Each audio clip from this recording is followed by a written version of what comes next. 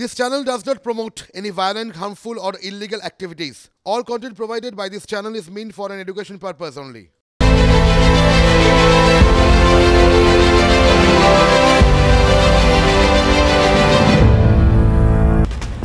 বামেদের ব্রিগেড, তবে বামফ্রন্ট বা সিপিএম এর ডাকে নয়, সভা সিপিএম এর যুব সংগঠন ডিওয়াইএফআই এর ডাকে। লোকসভা বা বিধানসভা সব জায়গাতেই রাজ্যে সিপিএম এর আসন সংখ্যা এখন শূন্য, আমরা সবাই জানি সেটা। তখনও সিপিএম এর যুবদের ডাকেই ব্রিগেড প্রায় কানায় কানায় ভরা। হ্যাঁ, ইনসাফ সভা, সেই ছবি দেখুন। আমার চেতনা এখনো ভোলে না বলতে, রাষ্ট্র সে তো এখনো শোষণযন্ত্র। এসো হে বন্ধু, গানে গানে বলা যাক না আমার তো মনে হয় যৌবনের বন্যা বয়ে গেছে। ছড়িয়ে দেব শিকল ভাঙার মন্ত্র। আসবার কালে কি জাত ছিল, এসে তুমি কি জাত নীল। এখনো অনেক কথাটা বাকি, হয়তো এখানেই সব শেষ নয় বন্ধু। গোটা রাজ্যের যে মাঠে ওরা রাজনীতিকে নিয়ে বলেছিল খেলা হবে, সেই মাঠের দখল जिम्मेदारी से लेने के लिए आए हैं। तो আপনারা জানেন যে শিক্ষা এবং কর্মসংস্থানের দাবিতে টানা 2 মাস ধরে 2910 কিলোমিটার রাস্তা হেঁটেছেন মীনাক্ষী মুখোপাধ্যায়রা। ইনসাফ যাত্রা শেষে তাদের ব্রিগেডের সমাবেশ, আর সেই ছবি দেখাচ্ছি আপনাদের। মাঠের বাঁশের ব্যারিকেড জুড়ে তাই সাদা জমিনে লাল তারা আঁকা পতাকা বাঁধা, কিন্তু সমাবেশ যে বকলমে তার প্রমাণ লাল পতাকার ভিড়। যুবদের সামনে রেখেই শক্তি দেখাতে চাইলেন মোহাম্মদ সেলিমরা। আজ কানায় কানায় পূর্ণ ছিল ব্রিগেড প্যারেড গ্রাউন্ড। গত 24শে ডিসেম্বর চমকে গিয়েছিল বাংলা। রাজনীতির ব্রিগেডে গীতা পাঠের আসর দেখে সেখানে ভিড় করেছিলেন বিজেপি নেতারা। আজ আবারও ব্রিগেডে রাজনীতি ফিরল, সেখানেও চমক। যুব সিপিএম এর সভামঞ্চের ঠিক পাশে পথপথ করে উঠছে তেরঙ্গা, জাতীয় পতাকা। সিপিএম এর আজকের নয়নের মণি মীনাক্ষীকে খুঁজে বের করেছিলেন দলের কেন্দ্রীয় কমিটির সদস্য আভাস রায়চৌধুরী। ভরা ব্রিগেডের মঞ্চে গুরু শিষ্য বোঝালেন কেন জাতীয় পতাকা। গুরু শিষ্য মঞ্চে বোঝালেন কেন ব্রিগেড প্যারেড গ্রাউন্ডে জাতীয় পতাকা। প্রথমবার দেখা যাচ্ছে ডিওয়াইএফআই ব্রিগেডে জাতীয় পতাকা উঠছে প্রথমবার। না, এর আগে আমরা বহুবার নির্বাচনে করেছি, তার আগে আমরা প্রচুর র্যালি করেছি যেখানে ভারতের পতাকা এবং আমাদের সংগঠনের পতাকা একসাথে উড়েছে। আমাদের ভারতের পতাকার সঙ্গে কোনো অসুবিধা নেই। আরএসএস যারা 50 বছর ধরে নিজেদের কেন্দ্রে কখনো তিরঙ্গা পতাকা উত্তোলন করেনি, তাদের অসুবিধা আছে, তাদের কাছ থেকে আমরা সার্টিফিকেট নেব না। এই যে এখানে তিরঙ্গা ঝান্ডাটা ঝুলছে, উঠছে, আমাদের দেশের তিরঙ্গা ঝান্ডা। আজকে বামপন্থীদের দায়িত্ব হলো আরএসএস বিজেপি এই তেরঙ্গা ঝান্ডাটাকে ভাঙতে চাইছে, ভারতের সংবিধানকে ভাঙতে চাইছে, ভারতবর্ষের বৈচিত্র্যের মধ্যে ঐক্যকে ভাঙতে চাইছে। আজকের বামপন্থীদের দেশের সংবিধান আর এই তেরঙ্গাকে রক্ষা করতে হবে। আজকে তেরঙ্গা রক্ষার দায়িত্ব বামপন্থীদের নিতে হবে। বামপন্থীরা সেই দায়িত্ব নিয়েছে। আমাদের দাবি কি? কাজ দিতে হবে। আমাদের দাবি কি? কারখানা বানাতে হবে। আমাদের দাবি কি? লুট বন্ধ করতে হবে। আমাদের দাবি কি? দেশকে বাঁচাতে হবে। তাই তো तिरंगा রেখেছি। जब जब देश बचाने वालों का काम जो होता है, वो काम वो नहीं करके जब वो देश बेचने पर तुला होता है, তখন আমাদের দায়িত্ব হয় যে দেশকে বাঁচাতে হয়। চমকের কিন্তু এখানেই শেষ নয়। সভার মূল মঞ্চে আজ দেখা গেল যুব নেতাদের, আর সিপিএম নেতাদের সেখানে দেখা যায়নি, তাদের অন্যত্র দেখা গিয়েছে। বাকি সব নেতা সবে মূল মঞ্চের পাশের মঞ্চে ছিলেন। বিমান বসু, সূর্যকান্ত মিশ্র, সুশান্ত ঘোষরা, রেখা গোস্বামী সবাই সেখানে ছিলেন। সে ছবি দেখাচ্ছি আপনাদের। মূল মঞ্চে জায়গা পেয়েছেন শুধুই 2 সিপিএম নেতা আভাস রায়চৌধুরী এবং মোহাম্মদ সেলিম। দুজনেই বক্তা ছিলেন অবশ্য। আভাস ডিওয়াইএফআই এর প্রাক্তন রাজ্য সম্পাদক, মোহাম্মদ সেলিম সংগঠনের প্রাক্তন সর্বভারতীয় সম্পাদক। যুব সিপিএম এর সমাবেশের মঞ্চে গাওয়া হলো বাংলার মাটি বাংলার জল এই গান। দিন কয়েক আগেই এই গানকে রাজ্যের সঙ্গীত ঘোষণা করেছেন মুখ্যমন্ত্রী। আর সেই গান ব্রিগেডে বাম সমাবেশে গাওয়া হতেই সুকান্ত মজুমদাররা ফিশ ফ্রাইয়ের গন্ধ পেতে শুরু করলেন। সে ব্যাখ্যাও বাম নেতারা দিয়েছেন। বাংলার মাটি বাংলার জল বাংলার বায়ু বাংলার ফল এই রবীন্দ্রসঙ্গীতটাকে আমরা বাংলার সঙ্গীত হিসেবে কার্যকরী করতে চাই।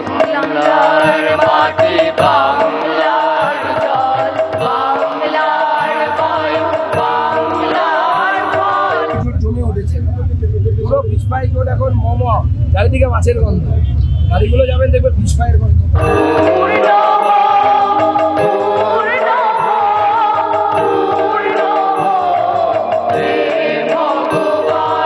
রাজ্য সঙ্গীত, জাতীয় সঙ্গীত রাজ্যের বাংলার মাটি বাংলার জল, সবাইকে অনুরোধ করব এই গানটি যখন করবেন ঠিক জনগণ মন অধিনায়কের মতো সবাই কিন্তু উঠে দাঁড়াবেন এবং সম্মান জানাবেন।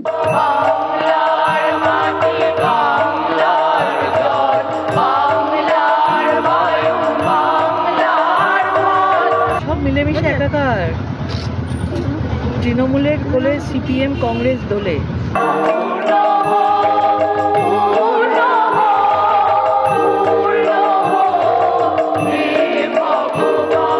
ওই সঙ্গীত কোনো বাপের সম্পত্তি না, কোনো সঙ্গীত কারো বাপের সম্পত্তি না। যে নিজে লিখে নিজে সুর দিয়ে করে সেটা বাপের সম্পত্তি হয়। নিজে লেখেনি, সুর দেয়নি, কারো বাপের সম্পত্তি না।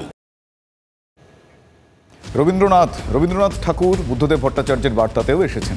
ডিওয়াইএফআই এর প্রতিষ্ঠাতা সম্পাদকের কাছে গতকাল গিয়েছিলেন মীনাক্ষী, ধ্রুব, কলতানরা। আজ ব্রিগেড শুনল প্রাক্তন মুখ্যমন্ত্রী বুদ্ধদেব ভট্টাচার্যর বার্তা। যেখানে ডাক পড়ে জীবন মরণ ঝড়ে আমরা প্রস্তুত, এটাই ডিওয়াইএফআই। সুতরাং ব্রিগেডের সমাবেশ সাফল্যমণ্ডিত হবেই। কখনো জ্যোতি বসু, কখনো বুদ্ধদেব ভট্টাচার্যকেই ক্যাপ্টেন দেখেছে বাম ব্রিগেড। তারাই ছিলেন মূল বক্তা, সেন্টার অফ অ্যাট্রাকশন। এবার সেখানেও চমক। এবারের বাম ব্রিগেডের ক্যাপ্টেন 40 ছুঁই কুলটি গ্রামের এক মেয়ে, দোর্দণ্ড প্রতাপ এক মেয়ে। এবারই প্রথম বাম ব্রিগেড পড়ল সংবিধানের প্রস্তাবনা। শোনাব আপনাদের। আমরা ভারতের জনগণ ভারতকে একটি সার্বভৌম সমাজতান্ত্রিক ধর্মনিরপেক্ষ গণতান্ত্রিক সাধারণতন্ত্র রূপে গড়ে তুলতে চাই। মীনাক্ষী মুখোপাধ্যায় এখন বাম শিবিরের নয়নের মণি। জ্যোতি বসু কখনো বুদ্ধদেব ভট্টাচার্যের পর ক্রাউড পুলার মীনাক্ষী। তার অন্যতম আকর্ষণীয় বিষয় হলো সহজ সরল ভাষায় তার কথা বলা, মানুষের সঙ্গে কমিউনিকেশন। আর সরলতা, তার সাক্ষীও এবারের ব্রিগেড থাকলো, তার সরলতার সাক্ষী। তাই কবির কথাতেই মহাবিদ্রোহী রণক্লান্ত, আমি সেই দিন হব শান্ত, যেদিন অত্যাচারিতের খড়গ কৃপান ভুলে গেছি। ভুলে গেছি। আচ্ছা, এটা মমতা ব্যানার্জি হলে কোনোদিন বলতে পারতো ভুলে গেছি? মোদি কখনো বলতে পারে জনসমক্ষে ভুল বলেছি, ভুলে গেছি? কোন দক্ষিণপন্থী, কোন স্বৈরতন্ত্রী, কোন ফ্যাসিস্ট কখনো ভুল স্বীকার করে না, বামপন্থীরা পারে। এই মীনাক্ষী মুখোপাধ্যায়, তার বাবা মা দুজনেই সিপিএম এর সক্রিয় নেতা, দুজনেই ব্রিগেডে আজ এসেছেন। আগেও এসেছেন অনেকবার তারা, কিন্তু এবার তাদের কাছেও স্পেশাল, সত্যি স্পেশাল। এবারের ব্রিগেড সমাবেশে যে তাদের মেয়ে মানে মীনাক্ষী প্রধান বক্তা, তাই এবার একটু অন্য মেজাজেও তারা। আমার মেয়ে আজ মূল বক্তা, খুবই ভালো লাগছে এবং গর্বও হচ্ছে যে সারা পশ্চিম বাংলায় যে লড়াই করার যে ময়দান, সেই ময়দান মেয়ে আমার পেয়েছে। এবং সেই ময়দানে একা মীনাক্ষী নেই, লক্ষ লক্ষ মীনাক্ষী ওর পাশে দাঁড়িয়ে আছে ওকে সহযোগিতা করার জন্য। এবং তার সাথে আমাদের যে পার্টি সংগঠন সিপিআইএম পার্টি, সেই পার্টিরও সমস্ত মানুষ ওর সাথে আছে। মীনাক্ষী দীর্ঘ সময় ধরে বললেন, তাতে ভোটের অঙ্ক হিসেব নিকেশ বিশেষ ছিল না। চোর ধরো জেল ভরোর কথাও সেখানে কিন্তু বিশেষ ছিল না, ছিল বামপন্থার কথা। বামপন্থা, বামপন্থীদের মতাদর্শ, তার এবিসিডির কথা, বেসিক আছে। গণ্ডি ভেঙে নতুন মানুষকে টেনে আনার চেষ্টা ছিল সেই প্রয়াস। মীনাক্ষী নিজেও বললেন তারা কামব্যাকের লড়াই করছেন, ফিরে আসতে চাইছেন মানুষকে সঙ্গে নিয়ে। আমরা যে লড়াইটা করছি সেটা কামব্যাক করার জন্য লড়াই, বামপন্থীদের লড়াই। एक पंचायत का प्रधान, एक ग्राम संसद का मेंबर, एक काउंसिलर, एक चेयरमैन, एक कॉरपोरेशन का मेयर, एक विधानसभा में एमएलए, एक पार्लियामेंट में एमपी, इस बारे में राजनीति करने वाले लोग हम लोग नहीं है। খেটে খাওয়া মেহনতি মানুষের টুটি টিপে ধরা সিস্টেম থাকবে, বামপন্থীরা রক্ত বীজের ঝড় লড়ে যাবে। আমাদের তো আসল কাজই হলো কি কোটা সিস্টেমটার বদল করার, তাই সিস্টেম বদলের লড়াই আছে। এই লড়াইয়ের শেষ দেখে তবেই আমরা ছাড়বো। আমরা আমাদের শহীদ কমরেডদের লাশকে বয়েছি, এখনো পর্যন্ত ওই লাশ কাটা ঘরের গন্ধটা আমাদের নাক থেকে যায়নি, কিন্তু মাঠের দখল किसी का बाप का मजाल नहीं है कि हम लोगों से ले ले। কে আমার হবু শিক্ষিকা চোখের জলে নিজের শরীরের সবথেকে সুন্দর যে অংশটা চুল, সেটা অন ক্যামেরা খুঁড়ে করে নিজের চুলটাকে নামিয়ে দিতে বাধ্য হলো, তার চোখের জলের জিম্মেদারি নেই লেঙ্গে আপ লোক। কেউ কেউ খুব হা হুতাশ করছে, তৃণমূলটা এরকম করলো। অনেক তৃণমূলের সঙ্গে থাকা, বিজেপির সঙ্গে থাকা অনেক সাধারণ মানুষ আছেন, আমরা জানি। আপনাদের কাছে আমাদের আবেদন, প্রত্যাশা যা করেছেন সেই প্রত্যাশার থেকে আপনাদের প্রতি আমাদের হাত বাড়ানো রইল। যদি মাথা উঁচু করে বেঁচে থাকতে চান আসুন লড়াইয়ের ময়দানে, কারণ বিনা লড়াইয়ে বেঁচে থাকতে যায় না। আসলে যুব সমাজ মূলত যুব শক্তিকে সামনে রেখেই ঘর সাজাতে চাইছেন মোহাম্মদ সেলিমরা। যৌবনের ডাকে ইনসাফের এই ব্রিগেড লোকসভা ভোটের আগে অনেক আশা নিয়ে সেই সমাবেশে হাজির সিপিআইএমের A to Z প্রায় প্রত্যেককেই। 80 পেরোনো কান্তি গঙ্গোপাধ্যায়, মহিলা নেত্রী কনিনিকা ঘোষ, অভিনেত্রী উষসী চক্রবর্তী, আনিস খানের বাবা, জয়নগর গ্রামের নির্যাতিতারা, ডাকাবুকো সুশান্ত ঘোষ, চেনামুখ শতরূপ ঘোষরা, তাদেরই কয়েকজন আজকে দেখতে পাওয়া গেল। তাদের প্রত্যেককে যুবশক্তিকে সামনে রেখে তারা আবারও কামব্যাকের লড়াই করছেন। পরবর্তী প্রজন্ম, আমাদের নবীন প্রজন্ম, তাদের হাত ধরেই বামপন্থার পুনরুত্থান আমাদের করতে হবে। যে বামপন্থীরাই পারবে বিকল্প ব্যবস্থা পরিবর্তন আনতে, এই বার্তাটা গোটা পশ্চিমবাংলায় চলে যাবে, গ্রাম বাংলাতে। এবার ব্রিগেডে এরকম অনেক বিশেষ করে তরুণ তরুণী যাবে বা যাচ্ছে, এই মিছিলেই আছে, যারা কিনা এর আগে কোনোদিন বামপন্থীদের কোনো মিটিংয়ে কোনো সমাবেশে কখনো যায়নি, এবার প্রথম যাচ্ছে। ব্রিগেড একটা নিজের শর্তে নির্ভীকভাবে মেরুদণ্ড সোজা রেখে বাঁচার শিক্ষা দেয় এবং এটার সাথে আমার অনেক বছরের স্মৃতি জড়িত আছে। তো সেই নস্টালজিয়ায় আমি খানিকটা ভেসে যাচ্ছি বলতে পারেন। দোলাখাই গ্রাম থেকে যারা ঘর জ্বালিয়েছে, ঘর পুড়িয়েছে, তাদেরকে সবাইকে ধরলে আমরা তো খুশি হব। ওই কারণে আমরা ব্রিগেডে এসেছি। ইনসাফের জন্য লড়াই চলছে, লড়াই করছি। তৃণমূলের সমর্থকরাও জানে যে তৃণমূল চোর, মোদির আত্মীয়রাও জানে যে মোদি দাঙ্গাবাজ। কিন্তু একটাই কথা, বামপন্থীরা মানুষের সমর্থন পেলে, বামপন্থীরা নতুন সরকারে একটা ভূমিকা পালন করার সুযোগ পেলে, কি ধরনের সরকার, কি ধরনের বিকল্প বামপন্থীরা দেশের মানুষের জন্য করতে চায়, বামপন্থীদের যে বিকল্প মডেল, এই বিকল্প মডেলের কথা বামপন্থীদের কাছ থেকে মানুষ শুনতে চায় এবং ব্রিগেড সেই বার্তাই দেবে। যৌবনের ডাকে জনগণের ব্রিগেডে জনগণের সব অংশের মানুষ তারা হাজির হয়েছে। মানুষ ভরসা পাবে, ব্রিগেড তাদের ভরসা যোগাবে। বিজেপি তৃণমূলকে পরাজিত করার জন্য মানুষের আস্থা অর্জনের এই ব্রিগেড। তো ওই যে অনেক দিন আগে জন কক্ত বলেছিলেন যে complex way of seeing must be practised, এক্ষেত্রেও তাই হলো। ভরা ব্রিগেড, এই ফাঁকা ব্যালট বাক্স, এই বিষয়ে অনেকে তুললেন। এটা যেন এখন চেনা ছবি হয়ে গেছে। এই ব্রিগেড ভরছে কিন্তু ব্যালট বাক্স ভরছে না কেন? অনেকেই প্রশ্ন আজকে তুলেছেন, তুলবেনও আগামী দিনে। বারবার বাম ব্রিগেডের পর ভোটের ফল এই ছবিটা স্পষ্ট করেছে অতীতে। সেই তীরেই বিজেপি তৃণমূল আক্রমণ শোনালো। 21 সালেও তো ব্রিগেড করেছে, তারপর শূন্য পেয়েছে।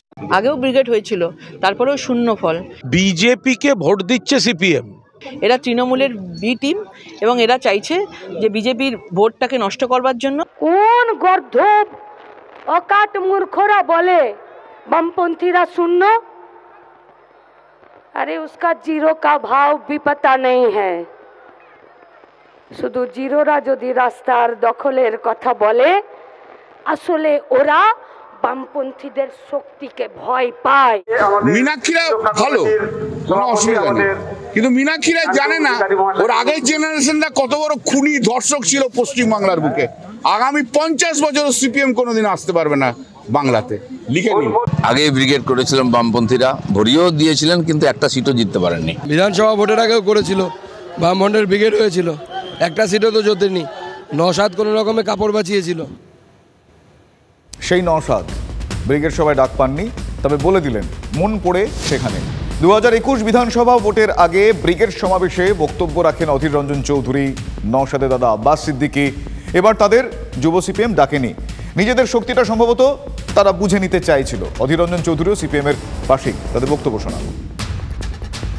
এবং তৃণমূলের বিরুদ্ধে যারা লড়াইয়ে আছে তাদের লড়াইকে আমরা কর্নিশ জানাচ্ছি। ব্রিগেডে হয়তো ফিজিক্যালি প্রেজেন্ট না থাকলেও মেন্টালি প্রেজেন্ট থাকছে ওখানে। দেখুন, সিপিএম একটা পার্টি, তারা মনে করছে তাদের সংগঠনের শক্তিতে মানুষকে সঙ্গে নিয়ে একটা কিছু করবে, আমাদের কোনো আপত্তিটা কেন করবে না? সিপিএম শূন্য নিশ্চয় সবাই জানে, কংগ্রেসের শূন্য সবাই জানে। সেদিনের ভোট হয়েছিল সাম্প্রদায়িক মেরুকরণের ভোট। বারবার ঘুঘুতে ধান খাবে না বাংলা দিদিকে আর বাংলার বিজেপিকে, এই কথাটা আমরা বলে রাখছি। বারবার ঘুঘুতে ধান খাবে না, বারবার নাগরিক আইন আর এনআরসি ভোট করাবে না। বিজেপি এই পশ্চিমবঙ্গের মাটিতে নতুন বোতলে পুরনো মদের মতন সব তৃণমূলের নেতাগুলো ভাগাড়ে বিজেপির দিকে গেছে, সব ভাগাড়ের গুলো গেছে। শুরুটা একরকম করলেন আজকে মীনাক্ষী, কিন্তু বক্তব্যের শেষ পর্বে এসে মীনাক্ষী কিন্তু সরাসরি ঢুকলেন ভোটের কথায়। মোহাম্মদ সিরাজদের দাপটে দুদিন আগে টেস্ট ম্যাচকে T20 বানিয়ে ছেড়েছে ভারত। সেই উদাহরণ টেনে ইঙ্গিতে মীনাক্ষী বোঝালেন দলের নেতাদের ছকে তিনি এখন ক্যাপ্টেন। ভোটের খেলার কথা যেখানে শেষ করলেন সেখান থেকে ধরলেন সমাবেশের শেষ বক্তা সিপিএমের রাজ্য সম্পাদক মোহাম্মদ সেলিম। শোনাবো তার কথা। हाँ, हम लोग जानते हैं कि ये T20 का मैच नहीं है, ये टेस्ट मैच है। लेकिन कभी कभी प्लेयर ऐसा भी होता है और उतरना पड़ता है। যে সাউথ আফ্রিকার সঙ্গে টেস্ট ম্যাচটা হলো, সিরাজ নামলো আর 1.5 দিনে ম্যাচ গুটিয়ে বাড়ি পাঠিয়ে দিল। এরকম প্লেয়াররাও রাস্তায় নেমেছে, নামবে, লড়ে যাবে। কারা যাবে পার্লামেন্টে 2024-এর? যারা এই গোটা অর্থনীতিটাকে তুলে ধরতে চাইছে, কাজ দিতে চাইছে, কারখানা বানাতে চাইছে, দেশকে রক্ষা করতে চাইছে, তাদেরকে পাঠাতে হবে। অনেক খায় চলে গেলেন দিল্লিতে G20। এখন যে খার্গেকে প্রধানমন্ত্রীর কথা বলছেন, কংগ্রেস দলের সভাপতি, এখন যে অধীরকে বলছেন চলো ভাই আমার সঙ্গে যাই, কানামাছি ভো করে ঘুরছেন। G20-তে পার্লামেন্টে বিরোধী দলের নেতাকে ডাকা হয়নি, কংগ্রেসের সভাপতিকে ডাকা হয়নি, কিন্তু নরেন্দ্র মোদী খাস মেহমান বলে মমতা ব্যানার্জিকে দিল্লিতে ডেকে নিয়ে গিয়েছিলেন। কথা বলে বিধি বাম ব্রিগেড হলো 7ই জানুয়ারি। অন্যদিকে সিঙ্গুরা নন্দীগ্রামের আন্দোলন বুদ্ধদেব ভট্টাচার্য সরকারের কোমর ভেঙে দিয়েছিল, সে কথা আর নতুন করে বলার অপেক্ষা রাখে না। আর শেষ পেরেকটা পোঁতা হয়েছিল নেতাইয়ে এই দিনই, মানে 7ই জানুয়ারি। সালটা ছিল 2011 সালের 7ই জানুয়ারি। লালগড়ের নেতাই গ্রামে সিপিএমের সশস্ত্র শিবির থেকে গুলি চালনার অভিযোগ উঠেছিল। 4 মহিলা সহ 9 জন নিহত হয়েছিলেন। আর সেই নেতাইয়েই সন্ধ্যের মুখে গেলেন শুভেন্দু অধিকারী শ্রদ্ধা জানাতে। তারপরই বিরোধী দলনেতার নিশানায় বামেরা। শোনাবো তার বক্তব্য। এখানে কিছু পার্টি মেম্বার লিখে দেওয়া লোকজন গেছিল, রাজনৈতিক কার্যক্রমে আমাদের আপত্তি নেই, কিন্তু এইভাবে পশ্চিমবাংলায় ফিরে আসা যায় না।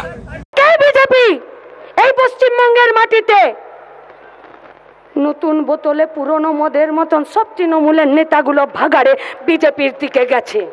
নেতাই দিবস করছি, এই যে সিপিএম অফিস, এই অনুজ পান্ডে, ডালিম পান্ডে, ফুল্লরা মন্ডল, অশ্বিনী চালক, খলিলউদ্দিন, এদেরকে নিয়ে ব্রিগেড করছে। সব ভাগাড়ের গুলো গেছে। কি করবে এরা? এরা রেল বেচে দেবে, বিএসএনএল বেচে দিচ্ছে, এরা আমাদের নদী নালা জঙ্গল বেচে দিচ্ছে, আর গোটা দেশ গোটা রাজ্যে প্রকৃতিকে এরা ধ্বংস করে দিচ্ছে। এই খুনিদেরকে পশ্চিমবাংলার লোক আর ফিরিয়ে আনবে না, নিশ্চিন্তে থাকুন। এখানে কুস্তি আর দিল্লিতে দোস্তি। মীনাক্ষী বলছে চোর, আর মীনাক্ষীর জ্যাঠা সীতারাম ইয়েচুরি চোরের সঙ্গে বসে কানামাছি ভোপগড়ে ঘুরছেন। G20-তে পার্লামেন্টে বিরোধী দলের নেতাকে ডাকা হয়নি, কংগ্রেসের সভাপতিকে ডাকা হয়নি, কিন্তু নরেন্দ্র মোদী খাস মেহমান বলে মমতা ব্যানার্জিকে দিল্লিতে ডেকে নিয়ে গিয়েছিলেন। আদালতের নির্দেশ, নির্দিষ্ট শর্ত মেনেই নেতাইয়ে গিয়ে শ্রদ্ধা জানান শুভেন্দু অধিকারী। 2007 সালের 7ই জানুয়ারি দিনটাতেই নন্দীগ্রামে নিহত হন ভূমি উচ্ছেদ প্রতিরোধ কমিটির 3 জন। তার আগে খুন হয়েছিলেন সিপিএমের একজন। আজ 7 সকালে সেই শহীদ স্মরণেই তৃণমূল বিজেপি কাজিয়া। ভাঙাবেড়ায় শহীদ বেদিতে মালা দিলেন কুণাল ঘোষরা আর সোনাচূড়ায় শুভেন্দু অধিকারী। আমি হাদি বিজেপি যারা আছেন তাদেরকে বলবো, এই দলবদলু চোর শুভেন্দু, খুনের আসামি অমিত শাহ পা চাটা শুভেন্দু। আজকে যারা হালি নেতা, সকালবেলা আমাকে একজন মেসেজ করছিল, প্রতি বছর আসে ঘাটালের এক ভাই, যে মেসেজ করছিল যে আপনার নামে গালাগালি করছে। আমার নামে গালাগালি না করলে কর্মচারীদের চাকরি থাকবে না। মমতা এদেরকে পাঠিয়েছে আমার নামে গালাগালি করার জন্য। জেল থেকে বাঁচতে বিজেপির কুকুর হওয়া শুভেন্দু, এই শুভেন্দুর নেতৃত্বে আপনারা আত্মবিসর্জন দেবেন না। এরা চাইলে এদের এইসব নাটকবাজি বন্ধ করে দিতে পারত, কিন্তু আমরা এই কাজ করি না। কুকুর মানুষের পায়ে কামড়ায়, মানুষ কখনো কুকুরের পায়ে কামড়ায় না। সন্দেশখালী কাণ্ডে কড়া সিভি আনন্দ বোস গতকালই শেখ শাহজাহানকে গ্রেফতারের নির্দেশ দিয়েছিলেন। এবার সিআরপিএফ এর বেঙ্গল সার্কেলের আইজি বীরেন্দ্র কুমার সিং এর সঙ্গে সাক্ষাৎ করলেন রাজ্যপাল।